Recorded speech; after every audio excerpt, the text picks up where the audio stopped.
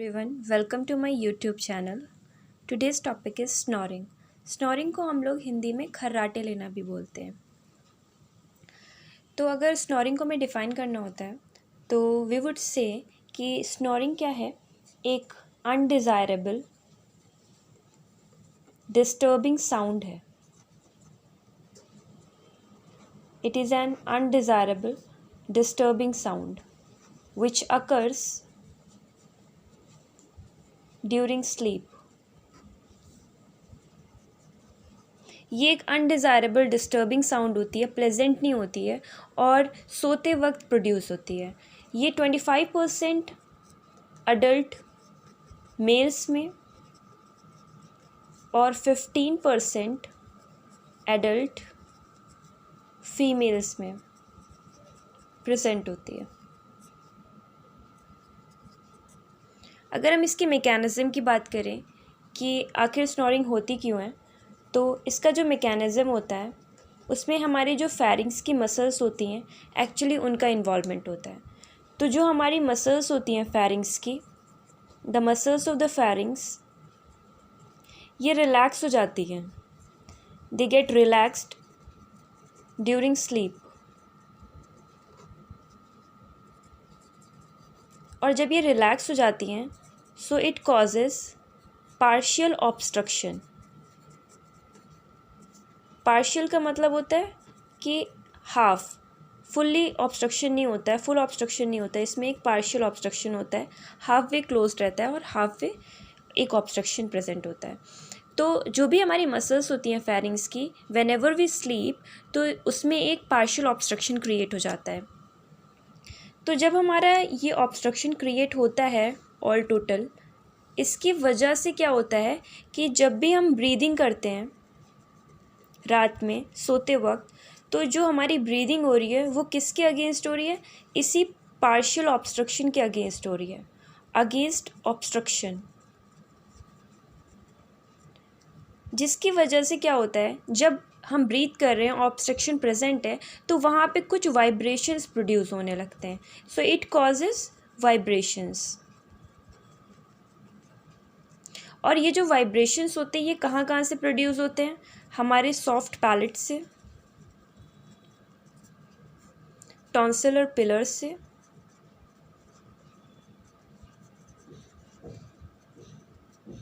और base of tongue से।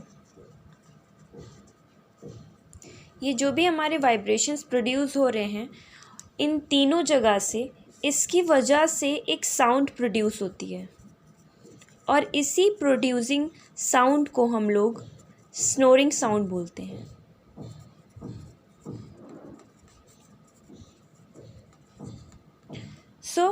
ये हमारी मसल्स होती हैं फेरिंग्स की, जब रिलैक्स करती हैं ड्यूरिंग स्लीप, तो उसकी वजह से एक पार्शियल ऑब्स्ट्रक्शन क्रिएट हो जाता है। इस पार्शियल ऑब्स्ट्रक्शन के अगेंस्ट जब हम ब्रीथ करते हैं तो कुछ वाइब्रेशंस प्रोड्यूस होते हैं हमारे सॉफ्ट पैलेट, टॉन्सिलर पिलर्स और बेस ऑफ टंग से। इसकी वजह से जो हमारी साउंड प्रोड्यूस होती है वही हमारी स्नोरिंग साउंड होती है। अब इतनी सब बात के बाद में अगर हम लोग बात करते हैं कि व्हाट आर द कॉजेज़, तो अगर हम कॉजेज़ की बात करें तो कॉजेज़ डिफ़र करते हैं। जैसे कि अगर हम लोग चिल्ड्रंस में बात करते हैं तो जो चिल्ड्रंस में मेन कॉज होता है वो होता है एडिनो टॉन्सिलर हाइपरट्रॉफी।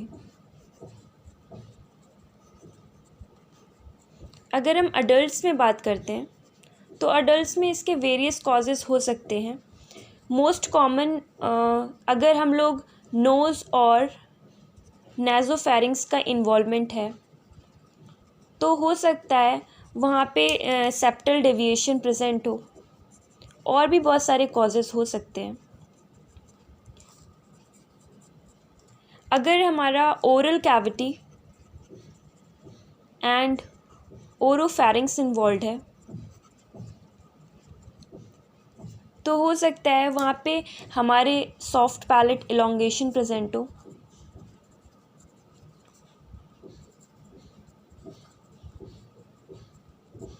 अगर हमारा इसी पे अगर लैरिंग्स या फिर लैरिंजोफेरिंग्स इन्वॉल्व है। तो इस केस में हो सकता है कि हमारे लैरिंजियल स्टेनोसिस प्रेजेंट हो यहाँ पे।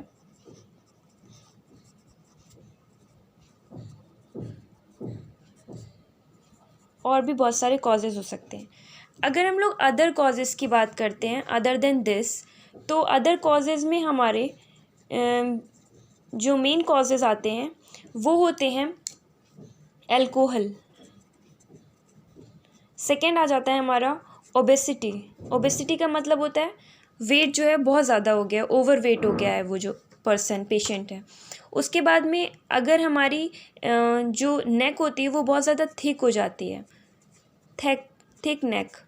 और इसका मतलब क्या होता है कि जो हमारा कॉलर साइज़ है नेक का वो एक्सीड कर गया है, exceeding 42 centimetre.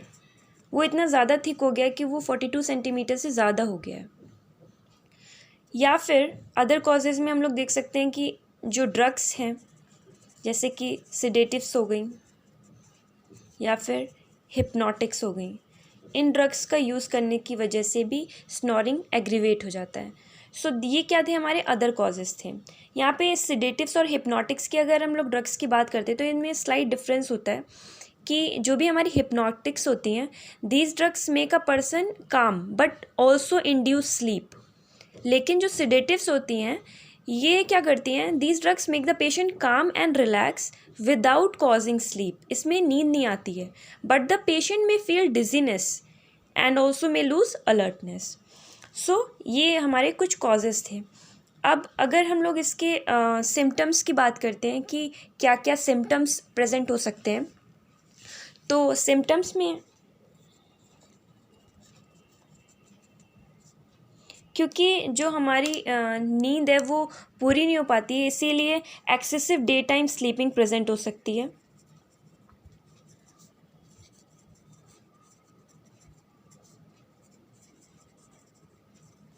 Morning headaches present हो सकते हैं। जनरल फटीग प्रेजेंट हो सकती है। इरिटेबिलिटी हो सकती है। डिक्रीज्ड लिबिडो,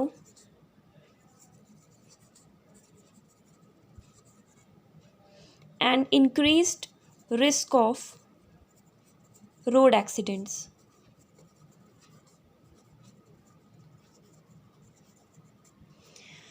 सो ये हमारे कुछ सिम्टम्स थे, जैसे कि एक्सेसिव डे टाइम स्लीपिंग हो गया, मॉर्निंग हेडेक हो गया, जनरल फटीग हो गया, इरिटेबल हो जाता है पर्सन, डिक्रीज्ड लिबिडो हो जाता है, increased risk of road accidents present हो सकते हैं।